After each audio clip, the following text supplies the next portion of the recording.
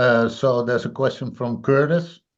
Are practices such as using specific kitchen utensils for certain foods, wrapping tefillin 7 times, wearing a kippah, the order of lighting candles, and the designated times for candle lighting in violation of the commandment in Deuteronomy 4 2, as these actions are not directly prescribed in the Torah?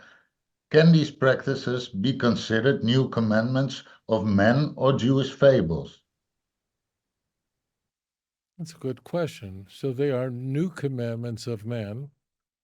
However, it's a very big however, it is forbidden to say that God commanded us to do these things. It's very simple. People make things that are very simple, very complicated. Let me give you an example. It's forbidden to engage in business practices on the Sabbath. Hey, you could in buying and selling is forbidden on Shabbat. And in fact, the Jews who returned to the land of Israel to build the second temple, not all of them were very religious. And they were excoriated, they were criticized in Nehemiah chapter 10 and chapter 13 because they were not observing the laws of Shabbos. Well, if we're not allowed to engage in commerce on the Sabbath, can I say that, you know what, if I'm not going to engage in business on Shabbat, I just am not going to touch money on the Sabbath? So, touching money is, I'm taking that as an example. So the Jews do not, we don't touch money on the Sabbath. They don't touch it. But that's not a commandment in Torah. But we're saying that because we're not allowed to engage in business, we take it upon ourselves not to touch money. That you're allowed to do. If you want to say you're in, I don't know, in let's say you live in whatever, Amsterdam, wherever, right? Let's say you decide that, you know what, I'm a good person. I don't want to go into the red light district in Holland. I'm sure many of them. I don't want to go there. You can't say the Torah says it's forbidden to go there. There is no prohibition like that in the Torah. But you're allowed to say, I don't want a person like me who's a godly person does not belong in a marijuana store or a coffee shop, whatever they have there in Holland. Why? You're not allowed to say the Torah says I'm not allowed to do that, but you're allowed to say, I don't want to do it. I want to stay away from that. So therefore, a yarmulke, right? So this is a custom. It's a custom. That's all. The yarmulke comes from the words Yorei Me'elikim. Men have taken it upon themselves to cover their head. Yorei Me'elikim, Fear Hashem.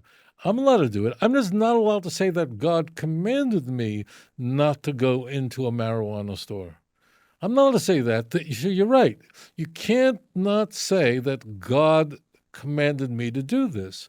But you can say, I'm going to be careful. I'm not going to even go near that. I'm not going to touch money. But you're not allowed to say that I'm not touching money uh, because God, it says from the Torah, that would be forbidden. And that's what the Torah is saying. You can't add to it. You are certainly allowed to, and the Torah actually says that you should guard my commandments. So really, it's not only inferred, it's conveyed in the Bible, in the Torah, that you should put a guard around the Torah. And we do that. And that the tefillin is wrapped 7 times. Well, if you don't wrap it 7 times, you still fulfill the commandment. But 7 times represents a number of perfection, represents the week, represents uh, divinity. It's a number that's very valuable. So, but we're not allowed to say that God commanded us to keep these customs. So however, God does, it's a little tricky, but God does give the judges authority. We see that in Deuteronomy. So, and Torah tells us that we have to follow the judges unless it's a corrupt court. So we actually have that in Tanakh. And moreover, I'll tell you this, if you want to shut the door on this, this will blow your mind away, really blow your mind away, but we have rabbinic customs in Tanakh mentioned by the prophets. As an example, in Zechariah chapter 7, Zechariah was the greatest rabbi of the generation. He lived during the Persian Empire. And he is asked, do we have to still fast on the 5th month, during the 5th month? That's Tisha B'Av, the 9th day of the 5th month. That's the question he's asked. And as you could imagine, Zechariah was not happy with that question, because you have to remember, the 5th month fast is not biblical. It's not biblical at all. But it commemorated the destruction of the first temple. It was destroyed on the 9th day of the 5th month, which is Av, Tisha B'Av. So he's asked, now that we're building the second temple, do we still have to fast on the 5th month? Because we're building a second temple, right? And he didn't like that question at all. And he didn't say, you're following made-up, added commandments. He said, do you think God cares if you fast or not? The fasting is for you to make yourself better. Now, here's where I want to point you in a direction. He will continue answering this question into the next chapter, chapter 8. It's very famous because he says, days are coming, saith the Lord, that yet old men and old women be walking through the streets of Jerusalem with their canes, children playing on the streets of Jerusalem. And look at chapter 8, verse 19. Thus saith the Lord of hosts, the fast of the 4th month, the fast of the 5th month, the fast of the 7th month. Well, we know what that might be. And the fast of the 10th month. Well, what is he talking about? Those are rabbinic fasts. Will be turned into times of joy. So if you look at Zechariah 8:19, it really pays to look at this. This really will change your life. If you look at Zechariah 8:19. So the prophet is pointing to rabbinic fasts that are non-biblical.